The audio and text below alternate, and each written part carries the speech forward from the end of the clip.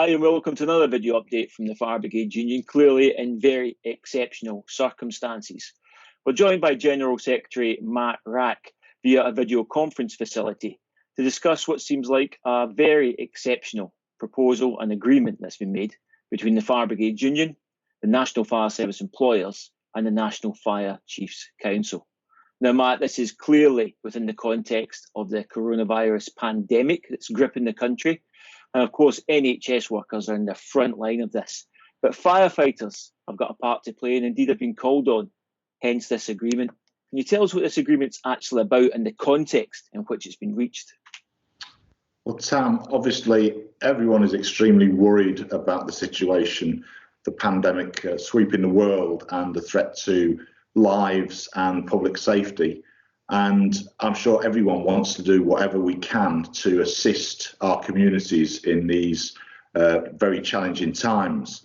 So that's the background to it. In individual fire and rescue services, some of these discussions are already underway. Governments are raising these issues. So we entered a discussion with the fire service employers and the National Fire Chiefs Council about what firefighters, the fire and rescue service could do in these circumstances, because while we want to help as much as we can, also there are issues that we need to take fully account of, such as health and safety, operational procedures, PPE. We can't have a free-for-all.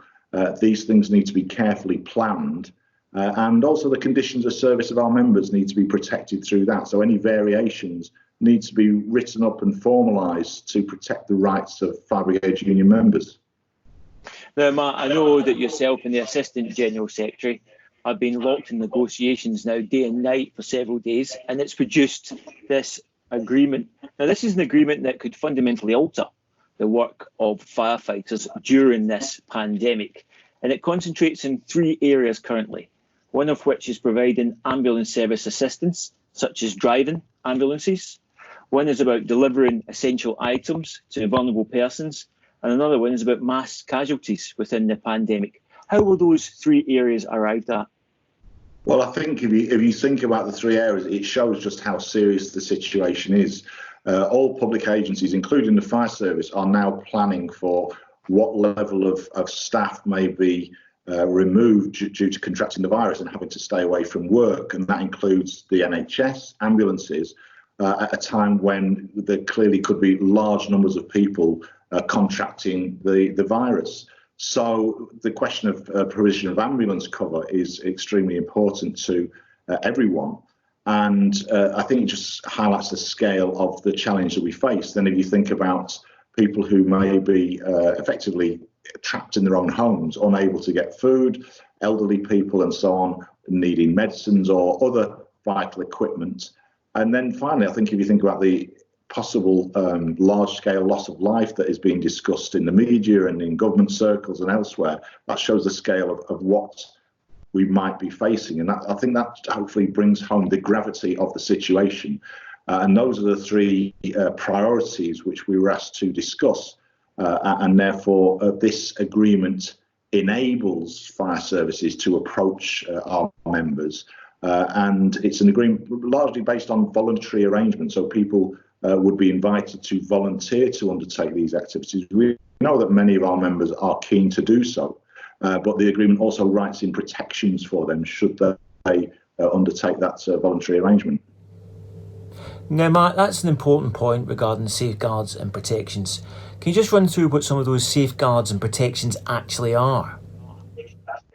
So this, firstly, it's very clear that this is a national agreement. So what happens in individual fire and rescue services should reflect those priorities which have been raised through the national employers. So the national representatives of fire service employers have raised these, then the National Fire Chiefs Council representing every chief fire officer in the country. So these are the priorities that they have identified and also have been raised through local resilience forums and by governments and so on. As areas where people are worried whether the provision can be maintained as the pandemic spreads. So that it's a national agreement prioritising those areas.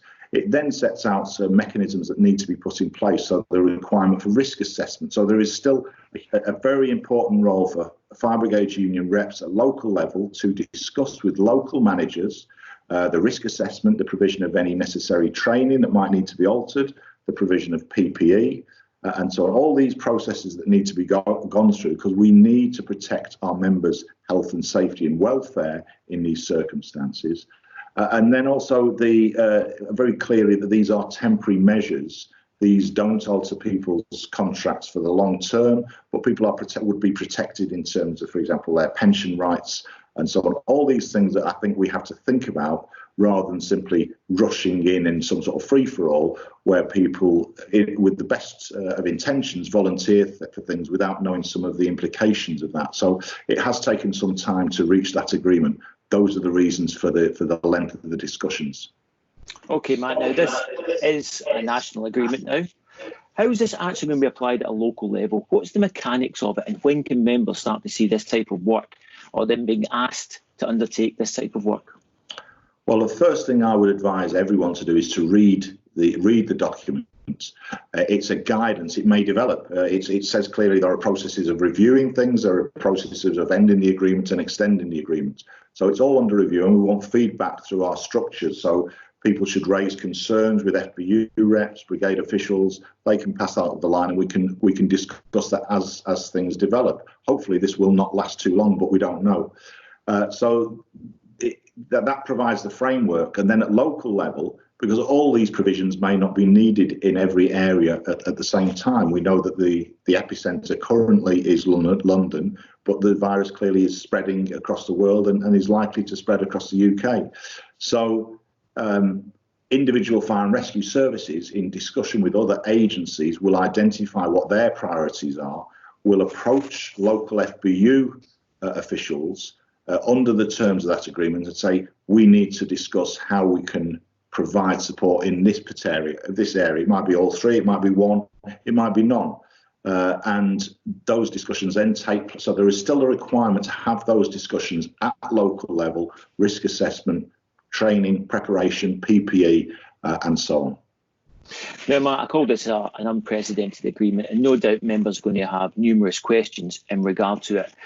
These are very difficult circumstances for all officials trying to operate. So what's the first port of call for members if they have questions? Where should they go to?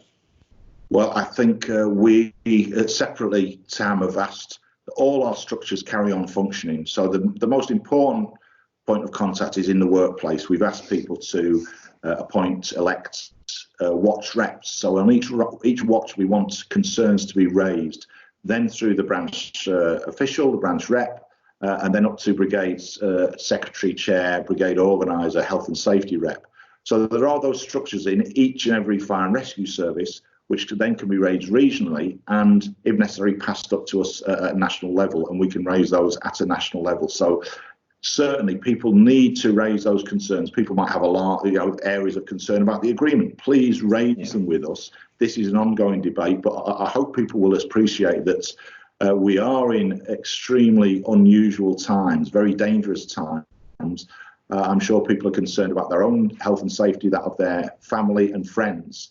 And we're trying to take account of all of that at the same time as providing an essential public service. And of course, we have to maintain the core function of the fire and rescue service, and that's written into the agreement as well.